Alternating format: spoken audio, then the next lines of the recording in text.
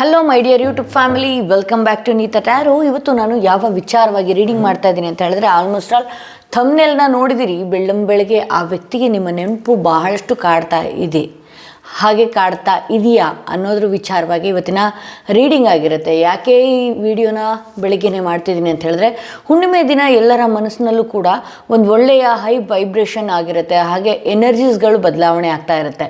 So ಆ ವ್ಯಕ್ತಿಗೆ ಬೆಳ್ಳಂಬೆಳಿಗ್ಗೆ ನಿಮ್ಮ ನೆನಪು ಕಾಡೋದಕ್ಕೆ ಶುರು ಆಗಿದೆಯಾ? ನೀವು ಎಷ್ಟೆಲ್ಲ ಮಿಸ್ ಮಾಡ್ಕೊಂಡಿರ್ತೀರಿ ಈ ಹಿಂದೆ, ನಿಮ್ಮ ಹಾಗೆ ಹುಚ್ಚರಂತೆ ಆ ವ್ಯಕ್ತಿನೂ ಕೂಡ ನಿಮ್ಮ ಬಗ್ಗೆ ಥಿಂಕ್ ಮಾಡ್ತಾ ಇದ್ದಾರಾ? ಸಡನ್ನಾಗಿ ನೆನಪುಗಳು ಆ ವ್ಯಕ್ತಿಗೆ ಬರ್ತಾ ಇದೆಯಾ ಅನ್ನುವ ವಿಚಾರವಾಗಿ ಇವತ್ತಿನ ರೀಡಿಂಗ್ ಆಗಿರುತ್ತೆ. ಎಂದಿನಂತೆ ನಿಮ್ಮ ಮುಂದೆ 2 ಕಾರ್ಡ್ಗಳನ್ನ ಇಡ್ತೀನಿ. 2 ಕಾರ್ಡ್ಗಳ ಮೇಲೆ 2 ಸ್ಟೋನ್ಸ್ಗಳನ್ನ ಇಟ್ಟಿದ್ದೀನಿ. ಯಾವ ಸ್ಟೋನ್ ಇರುವಂತಹ ಕಾರ್ಡ್, ಯಾವ ಕಾರ್ಡ್ ಇರುವಂತಹ ಸ್ಟೋನ್ ನಿಮ್ಮ ಮನಸ್ಸಿಗೆ ತುಂಬಾ ಹತ್ತಿರ ರೆಸೊನೇಟ್ ಆಗುತ್ತಲ್ಲ, ಆ ಒಂದು ಕಾರ್ಡ್ನ ಆ ವ್ಯಕ್ತಿ ಹೆಸರನ್ನ 3 ಬಾರಿ ಹೇಳ್ಕೊಂಡು ಒಂದು ಕಾರ್ಡ್ನ ಸೆಲೆಕ್ಟ್ ಮಾಡ್ಕೊಳ್ಬೇಕಾಗತ್ತೆ. ಬೆಳಗ್ಗೆನೆ ಆ ವ್ಯಕ್ತಿಯ ಮನಸ್ಸಿನಲ್ಲಿ ನಿಮ್ಮ ನೆನಪು ಆವರಿಸ್ತಾ ಇದೆಯಾ?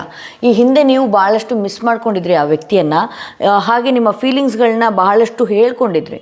ಬಟ್ ಆದರೆ ಆ ವ್ಯಕ್ತಿಗೆ ನಿಮ್ಮ ಯಾವುದೇ ಫೀಲಿಂಗ್ಸ್ಗಳಾಗಿರ್ಬೋದು ಅಥವಾ ನಿಮ್ಮ ಯಾವುದೇ ನೆನಪುಗಳಾಗಿರಬಹುದು ಆ ವ್ಯಕ್ತಿ ಶೇರ್ ಮಾಡ್ತಾ ಇರಲಿಲ್ಲ, ಹಾಗೆ ಆ ವ್ಯಕ್ತಿ ನಿಮ್ಮಷ್ಟು ಆ ವ್ಯಕ್ತಿ ಫೀಲ್ ಮಾಡ್ಕೊಳ್ತಾ ಇರೋದಿಲ್ಲ. ಸೊ ಈಗ ಹುಣ್ಣಿಮೆ ಕಳೆದ ನಂತರದಲ್ಲಿ ಕೆಲವರು ಮ್ಯಾನಿಫೆಸ್ಟೇಷನ್ ಮಾಡಿರ್ತೀರಿ, ಕೆಲವರು ಬಹಳಷ್ಟು ಪೂಜೆ, ಧ್ಯಾನ, ಅಫರ್ಮೇಷನ್ಸ್ಗಳು ಇದೆಲ್ಲನೂ ಕೂಡ ಮಾಡಿರ್ತೀರಿ. ಆ ವ್ಯಕ್ತಿಗೋಸ್ಕರ ಬಹಳಷ್ಟು ನಿಮ್ಮ ಎನರ್ಜಿ ಚಡ್ಪಡಿಸ್ತಾ ಇರುತ್ತೆ. ಆ ವ್ಯಕ್ತಿ ನಿಮ್ಮ ಬಗ್ಗೆ ತುಂಬ ಥಿಂಕ್ ಮಾಡ್ತಾ ಇದ್ದಾರೆ. ಆ ವ್ಯಕ್ತಿಗೆ ಸಡನ್ನಾಗಿ ನಿಮ್ಮ ನೆನಪುಗಳು ಆಗೋದಕ್ಕೆ ಶುರು ಆಗ್ತಾ ಇದೆಯಾ, ಆಗುತ್ತಾ? ಎಲ್ಲ ವಿಚಾರವಾಗೂ ಕೂಡ ನಾನು ಇವತ್ತಿನ ರೀಡಿಂಗ್ ಮಾಡ್ತಾ ಇದ್ದೀನಿ. ಓಕೆ, ಹಾಗೆ ಯಾರೆಲ್ಲ ಫಸ್ಟ್ ಟೈಮ್ ನನ್ನ ವೀಡಿಯೋ ನೋಡ್ತಾ ಇದ್ದೀರಿ, ದಯವಿಟ್ಟು ಸಬ್ಸ್ಕ್ರೈಬ್ ಮಾಡೋದನ್ನ ಮರಿಬೇಡಿ. ಯಾರಿಗೆಲ್ಲ ಇಂಡಿವಿಜುವಲ್ ಆಗಿ ಪರ್ಸ್ನಲ್ ಟ್ಯಾರೋಡಿಂಗ್ ಸೆಷನ್ ಬೇಕು ಅನ್ನೋದಾದರೆ ಡಿಸ್ಕ್ರಿಪ್ಷನಲ್ಲಿ ಕೊಟ್ಟಿರುವಂತಹ ನಂಬರ್ಗೆ ಕಾಲ್ ಮಾಡಿ ಮುಂಚಿತವಾಗಿ ಅಪಾಯಿಂಟ್ಮೆಂಟ್ಗಳನ್ನ ಬುಕ್ ಮಾಡ್ಕೊಳ್ಬೇಕಾಗತ್ತೆ. ಸಪೋಸ್ ಕಾಲ್ ಏನಾದರೂ ರೆಸ್ಪಾನ್ಸ್ ಆಗಲಿಲ್ಲ, ಅಸಿಸ್ಟೆಂಟ್ಸ್ಗಳು ಎಲ್ಲರೂ ಬ್ಯುಸಿಯಾಗಿರ್ತಾರೆ. ಸೊ ಕ್ರಿಸ್ಟಲ್ಸ್ ಪ್ಯಾಕಿಂಗ್ ಮಾಡೋದ್ರಲ್ಲಿರ್ತಾರೆ, ಕ್ರಿಸ್ಟಲ್ ಡಿಸ್ಪ್ಯಾಚ್ ಮಾಡೋದ್ರಲ್ಲಿರ್ತಾರೆ. ಸೊ ಹೀಗಾಗಿ ಕಾಲ್ಗಳು ಅಟ್ ಎ ಟೈಮ್ ಎಲ್ಲರಿಗೂ ಕೂಡ ಸಿಗದೇ ಇದ್ದರೂ ಕೂಡ ದಯವಿಟ್ಟು ವಾಟ್ಸಪ್ ಮುಖಾಂತರವಾಗಿ ನೀವುಗಳು ಅಪಾಯಿಂಟ್ಮೆಂಟ್ಗಳನ್ನ ಬುಕ್ ಮಾಡ್ಕೊಳ್ಳಿ. ನೀವು ಅಪಾಯಿಂಟ್ಮೆಂಟ್ ಬುಕ್ ಮಾಡಿಕೊಂಡು ಆ ಟೈಮ್ ಸ್ಲಾಟ್ಸ್ಗಳು ಫ್ರೀ ಇತ್ತು ಅಂದರೆ ಇಮಿಡಿಯೇಟಾಗಿ ಅಪಾಯಿಂಟ್ಮೆಂಟ್ ಸಿಗುತ್ತೆ. ಇಲ್ಲವಾದರೆ 48 ಅವರ್ಸ್ ಒಳಗಡೆ ನಿಮ್ಮ ಅಪಾಯಿಂಟ್ಮೆಂಟ್ಗಳನ್ನ ಮುಗಿಸ್ಬೇಕಾಗತ್ತೆ. ಓಕೆ, ಹಾಗೆ ಯಾರಿಗೆಲ್ಲ ಕೋಡ್ ಕಟ್ಟಿಂಗ್ಸ್ಗಳೇನಾದರೂ ಬೇಕು ಅನ್ನೋದಾದರೆ ನೀವು ಬುಕ್ ಮಾಡ್ಕೊಳ್ಬೋದು. ನೆನ್ನೆ ಹುಣ್ಣಿಮೆ ಇತ್ತು, ಸಾಕಷ್ಟು ಕೋಡ್ ಕಟ್ಟಿಂಗ್ಸ್ಗಳನ್ನ ನಾನು ಮಾಡಿದ್ದಾಗಿದೆ. ಹಾಗೆ ಸಾಕಷ್ಟು ಏನಿದೆ ಬಹಳಷ್ಟು ನಿಮ್ಮ ಆರಾ ಕ್ಲೆನ್ಸ್ ಕೂಡ ಮಾಡಿಸ್ಕೊಂಡಿದ್ದೀರಿ, ಹಾಗೆ ಶೀಲ್ಡ್ ಕೂಡ ಹಾಕಿಸ್ಕೊಂಡಿದ್ದೀರಿ. ಫೋಟೋಸ್ಗಳನ್ನ ಕಳಿಸಿ. ಯಾರಿಗೆಲ್ಲ ಬೇಕು ನೆಕ್ಸ್ಟ್ ಅಮಾವಾಸ್ಯೆ ಅಥವಾ ಹುಣ್ಣಿಮೆ ಬರುವ ಟೈಮ್ ಒಳಗಡೆ ಬುಕ್ ಮಾಡ್ಕೊಳ್ಳಿ ಅದನ್ನು ಕೂಡ ಅಂತ ಹೇಳ್ತಾ, ಯಾರೆಲ್ಲ ಮೊದಲನೇ ಸ್ಟೋನ್ ಇರುವಂತಹ ಕಾರ್ಡ್ ಸೆಲೆಕ್ಟ್ ಮಾಡ್ಕೊಂಡ್ರಿ, ಯಾರೆಲ್ಲ ಈ ಸ್ಟೋನ್ ಇರುವಂತಹ ಕಾರ್ಡ್ ಸೆಲೆಕ್ಟ್ ಮಾಡ್ಕೊಂಡ್ರಿ, ನಿಮ್ಮ ರೀಡಿಂಗ್ ನೋಡೋಣ ಏನಾಗಿದೆ ಅಂತ ಹೇಳಿ. ಓಕೆ, ಬೆಳ್ಳಂಬೆಳಿಗ್ಗೆ ಆ ವ್ಯಕ್ತಿಗೆ ನಿಮ್ಮ ನೆನಪು ಕಾಡ್ತಾ ಇದೆಯಾ? ಯಾತಕ್ಕಾಗಿ ಅವ್ರು ನಿಮ್ಮನ್ನು ಬಹಳಷ್ಟು ಮಿಸ್ ಮಾಡ್ಕೊಳ್ತಾ ಇದ್ದಾರೆ? ಎಸ್, ಇಲ್ಲಿ ಏನಾಗ್ತಾ ಇದೆ ಅಂತ ಹೇಳಿದ್ರೆ, ಈ ವ್ಯಕ್ತಿಗೆ ಈ ವ್ಯಕ್ತಿ ನಿಮ್ಮಿಂದ ದೂರ ಹೋಗಿದ್ದಾರೆ. ಅಂದರೆ ಯಾವುದೋ ಒಂದು ಸೋಲ್ ಸರ್ಚಿಂಗಲ್ಲೋ ಅಥವಾ ಯಾವುದೋ ಒಂದು ಪಾರ್ಟ್ನರ್ ಹುಡುಕಬೇಕು ಅಂತನೋ ಬಹಳಷ್ಟು ಸ್ವಾರ್ಥ ಬುದ್ಧಿಯಿಂದ ಈ ವ್ಯಕ್ತಿ ಮುಂದಕ್ಕೆ ಹೋಗಿದ್ದಾರೆ. ಬಟ್ ಆದರೆ ಕನ್ಫ್ಯೂಷನಲ್ಲಿದ್ದಾರೆ. ಇಲ್ಲಿ ಒಳ ಮನಸ್ಸು ಏನು ಹೇಳ್ತಾ ಇದೆ ಅಂದರೆ, ಅವ್ರು ಎಷ್ಟೇ ದೂರ ಹೋಗಿರ್ಬೋದು, ಅವ್ರು ಎಷ್ಟೇ ಅವಾಯ್ಡ್ನ ನಿಮ್ಮಿಂದ ಮಾಡಿರ್ಬೋದು, ಅವರ ಒಳ ಮನಸ್ಸು ಏನು ಹೇಳ್ತಾ ಇದೆ ಅಂತ ಹೇಳಿದ್ರೆ, ನಿಮ್ಮ ಜೊತೆ ಕಳೆದಂಥದ್ದು, ಅದರಲ್ಲೂ ಕೂಡ ಈ ಹುಣ್ಣಿಮೆ ಕಳೆದ ನಂತರದಲ್ಲಿ ನಿನ್ನೆಯಿಂದ ಅಂದರೆ ಹುಣ್ಣಿಮೆ ಆದ ನಂತರದಿಂದ ಏನಾಗ್ತಾಯಿದೆ ಈ ವ್ಯಕ್ತಿಯ ಮನಸ್ಸಿನಲ್ಲಿ ಏನಾಗ್ತಾಯಿದೆ ಅಂತ ಹೇಳಿದ್ರೆ, ಬಹಳಷ್ಟು ನಿಮ್ಮ ನೆನಪು ಕಾಡೋದಕ್ಕೆ ಅಥವಾ ನಿಮ್ಮಿಂದ ಮೂವ್ ಆನ್ ಆದರೆ ನಿಮ್ಮ ಲೈಫ್ ಹೇಗಿರುತ್ತೋ ಏನೋ ಅನ್ನುವಂಥದ್ದು. ಇಲ್ಲಿ ನೋಡಿ, ಇವ್ರಿಗೆ ಹೇಗಾಗ್ಬಿಟ್ಟಿದೆ ಅಂತ ಹೇಳಿದ್ರೆ, ಇವರು ನಿಮ್ಮಿಂದ ದೂರ ಹೋಗಿದ್ದಾರೆ. ಅಂದರೆ ಅವರ ಪರ್ಸನ್ಗೋ ಅವ್ರ ಲೈಫ್ ಪಾರ್ಟ್ನರ್ ವಿಚಾರಕ್ಕೋ ಅಥವಾ ಅವರು ಯಾವುದೋ ಒಂದು ಸೋಲ್ ಸರ್ಚಿಂಗಲ್ಲೋ ಇದಕ್ಕಿಂತ ಬೆಟರ್ ಆಪ್ಷನ್ ಇರ್ಬೋದು, ಇದು ಯಾಕೋ ನನಗೆ ಬೇಡ, ಚಿಕ್ಕ ವಿಚಾರಗಳನ್ನು ದೊಡ್ಡದಾಗಿ ಲ್ಯಾಗ್ ಮಾಡಿಕೊಂಡು ಅದೇ ಒಂದು ಕಾರಣಗಳನ್ನಾಗಿ ಇಟ್ಕೊಂಡು ನಿಮ್ಮಿಂದ ದೂರ ಹೋಗೋದಕ್ಕೆ ಪ್ರಯತ್ನ ಮಾಡ್ತಿದ್ದಾರೆ.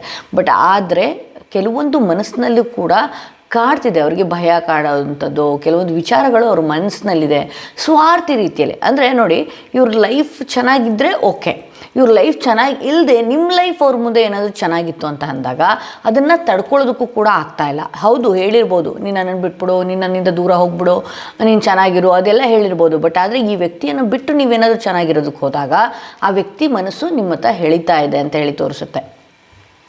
ನೀವು ಇವರಿಂದ ಏನಾದರೂ ದೂರ ಹೋಗೋದಕ್ಕೆ ಅಂತ ಹೇಳಿದ್ರೆ, ನೀವು ಇವರಿಂದ ಏನಾದರೂ ಸ್ವಲ್ಪ ಚೆನ್ನಾಗಾಗಿದ್ದು ನೋಡಿದ್ರೆ, ಇವ್ರಿಗೆ ಹೇಗೆ ಅಂತ ಹೇಳಿದ್ರೆ ನಿಮ್ಮ ಫೋನ್ಗಳು ಬರ್ತಾ ಇರುವಂಥದ್ದು ಅಥವಾ ನಿಮ್ಮ ಮೆಸೇಜಸ್ಗಳು ಬರ್ತಾ ಇರುವಂಥದ್ದು, ಪದೇ ಪದೇ ಇವ್ರಿಗೆ ಇರಿಟೇಷನ್ ಮಾಡ್ತಾ ಇರುವಂಥದ್ದು, ಅದರಲ್ಲಿ ಖುಷಿ ಕಾಣ್ತಾ ಇದ್ರು ಇವರು. ನಿಮ್ಮ ಮೆಸೇಜಸ್ ಏನಾದರೂ ಸ್ಟಾಪ್ ಆಗಿ ನೀವೇನಾದರೂ ಮೂವ್ ಆನ್ ಆಗಿ ಮುಂದಕ್ಕೆ ಹೋದಾಗ ಈ ವ್ಯಕ್ತಿಯ ಮೈಂಡಲ್ಲಿ ಭಯಗಳನ್ನೇ ಕಾಡ್ತಾ ಇರುವಂಥದ್ದು ಜಾಸ್ತಿ ಅಂತಲೇ ನಾನು ಇಲ್ಲಿ ನೋಡಬಹುದು.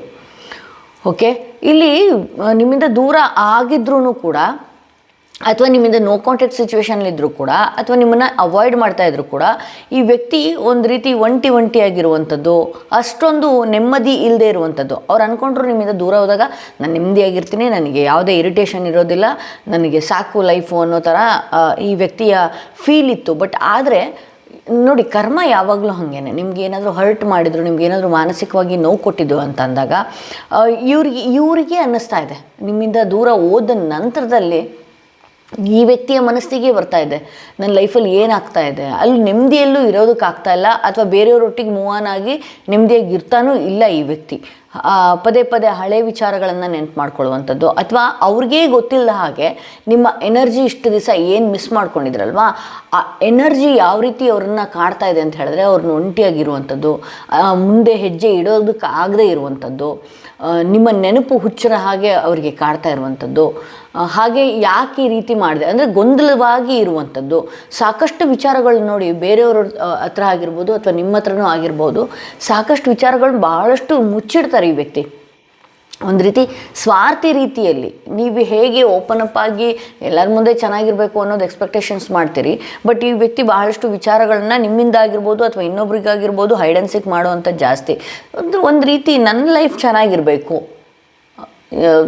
ಬೇರೆಯವ್ರು ನನಗೆ ಗೊತ್ತಿಲ್ಲ, ಈಗ ನನಗೇನಾದರೂ ಇರಿಟೇಷನ್ ಆಗ್ತಿದೆ ಅಥವಾ ನನಗೇನಾದರೂ ಇದರಿಂದ ತೊಂದರೆ ಆಗ್ತಿದೆ ಅಥವಾ ನಾನು ಯಾವುದಾದ್ರೂ ಕಮಿಟ್ಮೆಂಟ್ಗೆ ಏನಾದರೂ ಒಳಗಾಗ್ತೀನಿ ಅನ್ನೋ ಅಂಥದ್ದಾದರೆ ಈ ವ್ಯಕ್ತಿ ಒಂದಷ್ಟು ನ್ಯೂಟ್ಲ್ ಆಗುವಂಥ ಸಾಧ್ಯತೆಗಳು. ಇಲ್ಲಿ ಪೇಜ್ ಆಫ್ ವಾಂಡ್ಸ್ ಬರ್ತಾ ಇರೋದ್ರಿಂದ ಇಲ್ಲಿ ಏನಾಗ್ತಾ ಇದೆ ಅಂತ ಹೇಳಿದ್ರೆ, ಇತ್ತೀಚೆಗೆ ಅಂದರೆ ಈ ಬೆಳಗ್ಗೆಯಿಂದ ಅಥವಾ ಈ ಸಮಯದಿಂದ ಏನಾಗ್ತಾ ಹೋಗುತ್ತೆ, ನೀವೇನಾದರೂ ಈ ವ್ಯಕ್ತಿಗೆ ಅವಾಯ್ಡ್ ಮಾಡಿದ್ರೆ, ನೀವೇನಾದರೂ ಈ ವ್ಯಕ್ತಿಯನ್ನು ಇಗ್ನೋರ್ ಮಾಡಿ ನೋಡೋದಕ್ಕಾಗಿರ್ಬೋದು ಅಥವಾ ನಿಮ್ಮ ಲೈಫ್ ಸ್ಟೈಲ್ಸ್ಗಳು ಬದಲಾವಣೆ ಮಾಡ್ಕೊಳ್ಳೋದಾದರೆ ಈ ವ್ಯಕ್ತಿಗೆ ನಿಮ್ಮ ಕಡೆಗೆ ಒಂದಷ್ಟು ಮೈಂಡ್ ಡೈವರ್ಟ್ ಆಗುವಂಥದ್ದು, ಅಥವಾ ಕಾಲ್ ಮಾಡಿ ನೋಡಲಾ, ಮೆಸೇಜ್ ಮಾಡಿ ನೋಡಲಾ, ನೀವು ಎಷ್ಟು ಚೆನ್ನಾಗಿ ಕಾಣಿಸ್ಕೊಳ್ತೀರಿ, ನೀವು ಎಷ್ಟು ಚೆನ್ನಾಗಿ ಈ ವ್ಯಕ್ತಿಯ ನೆನಪನ್ನು ಬಿಟ್ಬಿಡ್ತೀರಿ, ಆ ಎನರ್ಜಿ ಅವ್ರಿಗೆ ಕಾಡೋದಕ್ಕೆ ಶುರುವಾಗುತ್ತೆ. ನಿಮ್ಗೆ ಮಾತಾಡಬೇಕು, ನಿಮ್ಮ ಜೊತೆ ಫೋನಲ್ಲಿ ಇರಬೇಕು, ಅವರ ನೆನಪು ಈಗ ನಿಮ್ಮ ಕಡೆ ವಾಲುವಂಥದ್ದು. ಓಕೆ, ಈ ರೀತಿಯಲ್ಲಾಗುತ್ತೆ. ಬಟ್ ಆದರೆ ಕನ್ಫ್ಯೂಷನ್ಗೆ ಒಳಗಾಗ್ತಾರೆ ಈ ವ್ಯಕ್ತಿ. ಇನ್ ಫ್ಯೂಚರಲ್ಲಿ ಇನ್ನು ಕೆಲವೇ ದಿನಗಳಲ್ಲಿ ನೀವೇನಾದರೂ ಬಿಟ್ಟಂತೆ ಅಥವಾ ಇಗ್ನೋರ್ ಮಾಡಿದ್ರೆ ಅಂತ ಹೇಳಿದ್ರೆ, ನಿಮ್ಮ ಸಂಬಂಧ ಬೇಕು, ನಿಮ್ಮ ಜೊತೆಗೆ ಒಡನಾಟ ಬೇಕು, ನಿಮ್ಮ ಎಮೋಷನ್ಸ್ ಈ ಮುಂಚೆ ಹೇಗಿತ್ತೋ ಅದೇ ರೀತಿ ನನಗೆ ಬೇಕು ಅನ್ನುವಂತಹ ರೀತಿಯಲ್ಲಿ ಈ ವ್ಯಕ್ತಿ ಒಂದಷ್ಟು ನಿಮ್ಮ ಮೇಲೆ ಅಟ್ರ್ಯಾಕ್ಟ್ ಆಗ್ತಾರೆ. ಹಾಗೆ ಎರಡು ಥರದಲ್ಲಿ ಮನಸ್ಸು, ಇಲ್ಲಿ 7 ಆಫ್ ಕಪ್ಸ್ ಬಂದಿರೋದ್ರಿಂದ ಫುಲ್ ಬ್ಲ್ಯಾಂಕ್ ಆಗ್ತಾರೆ ಇನ್ನು ಫ್ಯೂಚರಲ್ಲಿ. ನನಗೆ ನೀವು ಇರುವಂತಹ ಲೈಫ್ ಸ್ಟೈಲು ಅಥವಾ ನೀವು ಇರುವಂತಹ ರೀತಿ ಇವರಿಗೆ ಬಹಳಷ್ಟು ಕಾಡುವಂಥ ಸಾಧ್ಯತೆಗಳು ಕೂಡ ಇದೆ ಅಂತ ಹೇಳಿ ತೋರಿಸುತ್ತೆ. ಓಕೆ, ಇಲ್ಲಿ ಬೇರೆ ಬೇರೆ ಆಪರ್ಚುನಿಟೀಸ್ಗಳು, ಅವಕಾಶಗಳು ಇವ್ರ ಲೈಫಲ್ಲಿ ಇದ್ರೂ ಕೂಡ ಚೂಸ್ ಮಾಡ್ಕೊಳ್ಳೋದ್ರಲ್ಲಿ ಬಹಳಷ್ಟು ವಿಫಲರಾಗ್ತಾರೆ ಅಂತಲೇ ಹೇಳ್ಬೋದು. ಅಂದರೆ ನನಗೆ ಇವ್ರು ಏನು ಯಾವ ವಿಚಾರಕ್ಕೆ ಮುಂದೆ ಹೋಗಿದ್ರೋ, ನಂಗೆ ನೀನು ಬೇಡ ಅಂದ್ಕೊಂಡು ಮುಂದಕ್ಕೆ ಹೋಗಿದ್ರೋ ಅಂಥ ವಿಚಾರಗಳು ಇವ್ರ ಮುಂದೆ ತುಂಬ ಚೆನ್ನಾಗಿ ಶೈನ್ ಆಗಿದ್ರೂ ಕೂಡ ಇಲ್ಲಿ ಮತ್ತೆ ವಾಪಸ್ ನಿಮ್ಮ ಕಡೆ ಯೋಚನೆ ಮಾಡುವಂತಹ ಸಾಧ್ಯತೆಗಳು ಅತಿ ಹೆಚ್ಚಾಗಿದೆ ಅಂತ ಹೇಳಿ ತೋರಿಸುತ್ತೆ. ಇಲ್ಲಿ ಎಂಪ್ರೆಸ್ ಕಾರ್ಡ್ ಬಂದಿರೋದ್ರಿಂದ ನೀವು ಎಷ್ಟು ತಾಳ್ಮೆಯಿಂದ ಇರ್ತೀರೋ, ಎಷ್ಟು ನಿಮ್ಮ ಗ್ರೋತ್ ಬಗ್ಗೆ ಯೋಚನೆ ಮಾಡ್ತೀರೋ, ಎಷ್ಟು ನಿಮ್ಮ ಗೋಲ್ಗಳ ಬಗ್ಗೆ ಯೋಚನೆ ಮಾಡ್ತೀರೋ, ಎಷ್ಟು ನಿಮ್ಮ ಬಗ್ಗೆ ನೀವು ಯೋಚನೆ ಮಾಡ್ತೀರೋ, ನಿಮಗೆ ಇಂಪ್ರೆಸ್ ಆಗುವಂತಹ ಸಾಧ್ಯತೆ ಈ ವ್ಯಕ್ತಿ ಜಾಸ್ತಿ ಅಂತ ಹೇಳಿ ತೋರಿಸ್ತಾ ಇದೆ. ಓಕೆ, ಇಲ್ಲಿ ನಿಮಗೆ ಮೆಸೇಜ್, ಆರಿಕಲ್ ಮೆಸೇಜ್ ಏನು ಕೊಡ್ತಾ ಇದೆ ನೋಡೋಣ. ಏನು ಮೆಸೇಜ್ ಕೊಡ್ತಾ ಇದೆ ಇಲ್ಲಿ ನೋಡಿ. By lying I ರಿಪ್ಡ್ as a part ಅಂತ ಹೇಳಿ ನನಗೆ ಒದ್ದಾಡ್ತಾ ಇದ್ದೀನಿ. ನಾನು ಈ ಯೋಚನೆಗಳಿಂದ, ಈ ನೆನಪುಗಳಿಂದ ನನಗೆ ಬಹಳಷ್ಟು ಒದ್ದಾಟಗಳು ಶುರು ಆಗ್ತಾ ಇದೆ ಅಂತ ಹೇಳಿ. ಅಂದರೆ ನೆಮ್ಮದಿಯಾಗಿ ನಿದ್ದೆ ಮಾಡೋದಕ್ಕೂ ಆಗ್ತಾಯಿಲ್ಲ ಈ ವ್ಯಕ್ತಿ ಕೈಯಲ್ಲಿ. Okay, neglected, I fail to give you what you need. ಅಂದರೆ ಈ ವ್ಯಕ್ತಿ ಮನಸ್ಸು ಹೇಗೆ ಇದೆ ಅಂತ ಹೇಳಿದ್ರೆ, ನಿನಗೇನು ಬೇಕೋ ಅದನ್ನು ಕೊಡೋದರಲ್ಲಿ ನಾನು ವಿಫಲರಾಗಿದ್ದೀನಿ, ಅಂದರೆ ಸೋತಿದ್ದೀನಿ ಅನ್ನುವಂತಹ ರೀತಿಯಲ್ಲಿ ಆಗಿದೆ. ಬಹುಶಃ ನೀವೇನಾದರೂ ಈ ವ್ಯಕ್ತಿಯಿಂದ ಕಾಲ್ಸ್ಗಳನ್ನ ಎಕ್ಸ್ಪೆಕ್ಟೇಷನ್ಸ್ ಮಾಡ್ತಾಯಿದ್ರೆ, ಅಥವಾ ಇವ್ರನ್ನ ಮೀಟ್ ಆಗಬೇಕು ಅನ್ನುವಂತಹ ಎಕ್ಸ್ಪೆಕ್ಟೇಷನ್ಸ್ಗಳು ಮಾಡ್ತಿದ್ರೆ, ಅಥವಾ ನಿಮಗೆ ಬೇಕಾಗಿರೋದು ಈ ವ್ಯಕ್ತಿಯಿಂದ ಸಿಗದೇ ಇದ್ದಾಗ, ಅಥವಾ ಕೊಡೋದಕ್ಕೆ ಅಂದರೆ ನಿಮಗೆ ಬೇಕಾಗಿರುವಂತಹ ಟೈಮ್ ಆಗಿರಬಹುದು, ನಿಮಗೆ ಬೇಕಾಗಿರುವಂತಹ ವಸ್ತು ಆಗಿರಬಹುದು, ನಿಮಗೆ ಬೇಕಾಗಿರುವಂತಹ ಯಾವುದೋ ಒಂದು ಪ್ಲೇಸಿಗೆ ಕರ್ಕೊಂಡು ಹೋಗುವಂಥದ್ದು, ಈ ಥರದ್ದೆಲ್ಲ ಮಾಡೋದ್ರಲ್ಲಿ ನಾನು ಸೋತ್ಬಿಟ್ಟಿದ್ದೀನಿ. ಸೊ ಆಗ ಏನು ಮಾಡ್ತಾರೆ, ಇವ್ರ ಕೈಯಲ್ಲಿ ಏನೇ ಮಾಡೋಕ್ಕೆ ಆಗದೇ ಇದ್ದಾಗ ಏನು ಮಾಡ್ತಾರೆ, ನಿಮ್ಮನ್ನೇ ನೆಗ್ಲೆಕ್ಟ್ ಮಾಡುವಂಥದ್ದು ಮಾಡ್ತಿದ್ದಾರೆ. ಸೊ ಇದು ಒಂದಷ್ಟು ಆರಕಲ್ ಮೆಸೇಜ್ ನಿಮ್ಮಿಬ್ಬರ ನಡುವೆ ಹೇಳ್ತಾ ಇದೆ ಅಂತ ಹೇಳ್ತಾ, ಇದು ಯಾರೆಲ್ಲ ಚೂಸ್ ಮಾಡಿದ್ರಿ, ಮೊದಲನೇ ಕಾರ್ಡ್ ಚೂಸ್ ಮಾಡಿದ್ರಿ ಅವರ ರೀಡಿಂಗ್ ಆಗಿತ್ತು ಅಂತ ಹೇಳ್ತಾ, ಯಾರೆಲ್ಲ ಸೆಕೆಂಡ್ ಸ್ಟೋನ್ ಇರುವಂತಹ ಕಾರ್ಡ್ ಸೆಲೆಕ್ಟ್ ಮಾಡ್ಕೊಂಡ್ರಿ, ನಿಮ್ಮ ರೀಡಿಂಗ್ ನೋಡೋಣ ಏನಾಗಿದೆ ಅಂತ ಹೇಳಿ. ಓಕೆ, ಬೆಳ್ಳಂಬೆಳಗ್ಗೆ ಆ ವ್ಯಕ್ತಿಗೆ ಹುಣ್ಣಿಮೆ ಕಳೆದ ನಂತರದಲ್ಲಿ ನಿಮ್ಮ ನೆನಪು ಕಾಡ್ತಾ ಇದೆಯಾ ಇಲ್ವಾ ಅನ್ನೋದೇ ಇವತ್ತಿನ ರೀಡಿಂಗ್ ಆಗಿರುತ್ತೆ. ಅವರ ಫೀಲಿಂಗ್ಸ್ ಈಗ ಏನಾಗಿದೆ ಅನ್ನೋದೇ ನೋಡೋಣ. ಓಕೆ, ಇಲ್ಲಿ ಜಸ್ಟಿಸ್ ಕಾರ್ಡ್ ಬರ್ತಿದೆ, ಎಂಪ್ರೆಸ್ ಕಾರ್ಡ್ ಬರ್ತಿದೆ.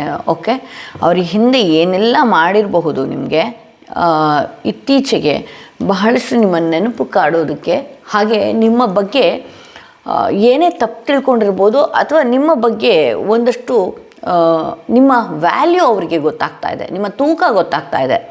ನೀವು ಏನೇ ಒಂದು ಒಳ್ಳೆ ಕೆಲಸದಲ್ಲಿರ್ಬೋದು, ಅಥವಾ ಮನೆಯಲ್ಲಿ ಎಷ್ಟೇ ನಿಮಗೆ ಮರ್ಯಾದೆ ಕೊಡುವಂಥದ್ದಾಗಿರ್ಬೋದು, ಈ ವ್ಯಕ್ತಿ ಭಾಳಷ್ಟು ನೆಗ್ಲೆಕ್ಟ್ ಮಾಡಿದರು.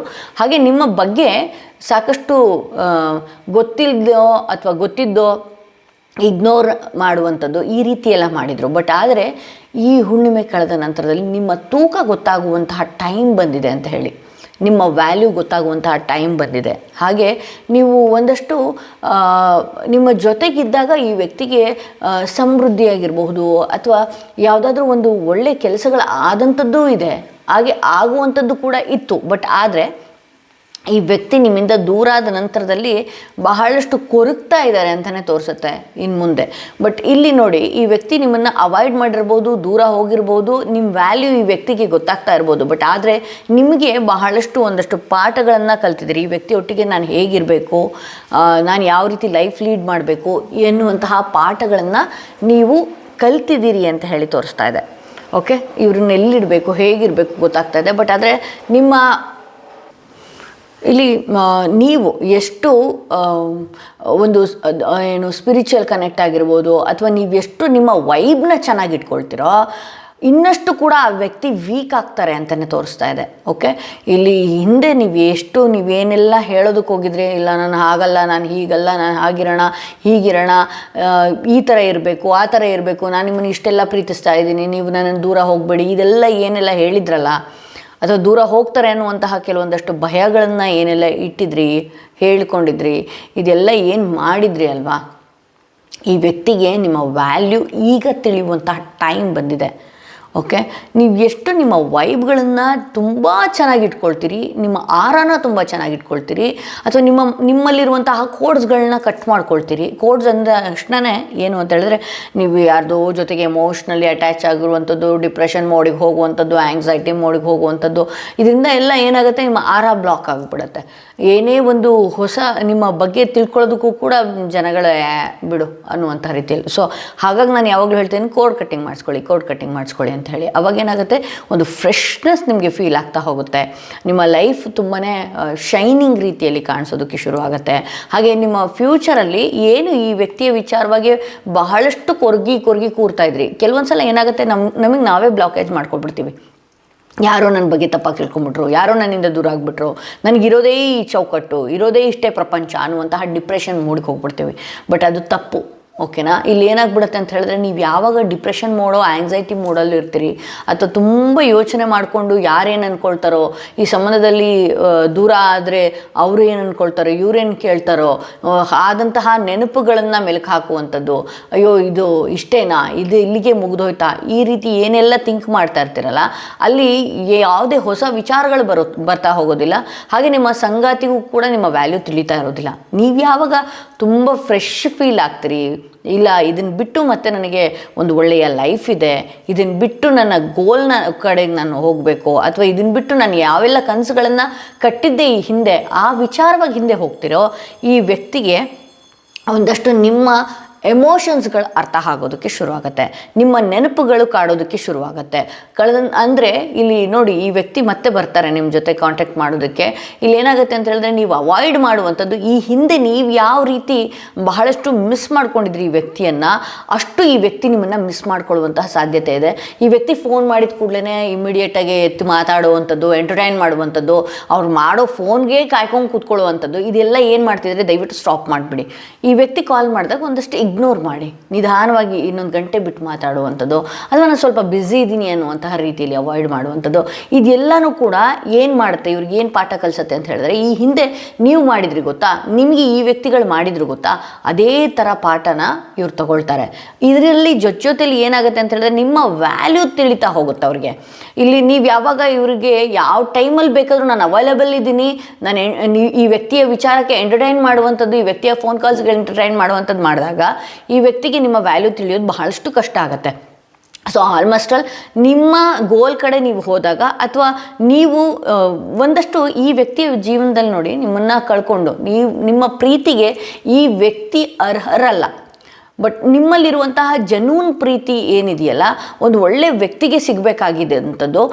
ಒಳ್ಳೆ ಪ್ರೀತಿ ಏನು ನೀವು ಕೊಡೋದಕ್ಕೆ ಹೋದ್ರಿ, ಈ ವ್ಯಕ್ತಿ ಭಾಳಷ್ಟು ಅವಾಯ್ಡ್ ಮಾಡಿದ್ದಾರೆ, ನಿಮ್ಮ ವ್ಯಾಲ್ಯೂ ತಿಳಿದಿಲ್ಲ, ನಿಮ್ಮನ್ನು ಬ್ಲಾಕ್ ಮಾಡುವಂಥದ್ದು, ಎಲ್ಲಿದ್ದರೂ ಇದ್ದೇ ಇರ್ತೀರಿ ಅನ್ನುವಂಥದ್ದು ಆ ವ್ಯಕ್ತಿಯ ಮೈಂಡಲ್ಲಿ ತಿಳಿದಂಥದ್ದು. ಬಟ್ ಆದರೆ ಇಲ್ಲಿ ನೋಡಿ, ಕೆಲವೊಂದು ವಿಚಾರಗಳು, ಕೆಲವೊಂದು ವ್ಯಕ್ತಿಗಳು ನಿಮ್ಮ ಬಗ್ಗೆ ಹೊಗಳಿದಾಗ ಈ ವ್ಯಕ್ತಿಗೆ ಅದನ್ನು ಸಹಿಸೋದಕ್ಕೂ ಆಗ್ತಾ ಇಲ್ಲ. ಬಹಳಷ್ಟು ಎಮೋಷ್ನಲಿ ತುಂಬಾ ಏನೆಲ್ಲ ಆಲೋಚನೆಗಳು ಮಾಡ್ತಾರೆ. ಇವ್ರು ಕೊಟ್ಟಂತಹ ನೋವುಗಳನ್ನೇ ಇವರು ತಗೊಳ್ಳುವಂತಹ ಪರಿಸ್ಥಿತಿ ಬಂದಿದೆ ಅಂತ ಹೇಳಿ.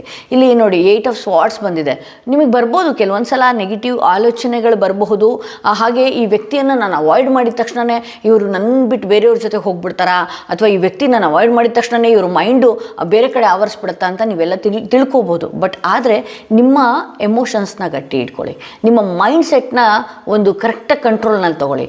ಈ ವ್ಯಕ್ತಿಗೆ ನನ್ನ ವ್ಯಾಲ್ಯೂ ತಿಳಿಯುತ್ತೆ ಅನ್ನುವಂಥ ಗಟ್ಟಿ ಮೈಂಡ್ ಸೆಟ್ ನೀವೇನಾದರೂ ಮಾಡ್ಕೊಂಡ್ರೆ ಅಂತ ಹೇಳಿದ್ರೆ, ನಿಮ್ಗೇನು ನೆಗೆಟಿವ್ ಥಾಟ್ಸ್ ಬರುತ್ತಲ್ಲ, ನಾನು ಅವಾಯ್ಡ್ ಮಾಡಿಬಿಟ್ಟೆ, ಈ ವ್ಯಕ್ತಿ ನನ್ನಿಂದ ದೂರ ಆಗಿಬಿಟ್ರೆ ಒಂದು ಅದ್ಭುತವಾದಂತಹ ಅದೃಷ್ಟನೇ ನಾನು ಕಳ್ಕೊಂಡಂಗೆ ಅನ್ನುವಂತಹ ಫೀಲ್ ಆ ವ್ಯಕ್ತಿಗೆ ಬರುತ್ತೆ. ಅದನ್ನು ಬಿಡಿ.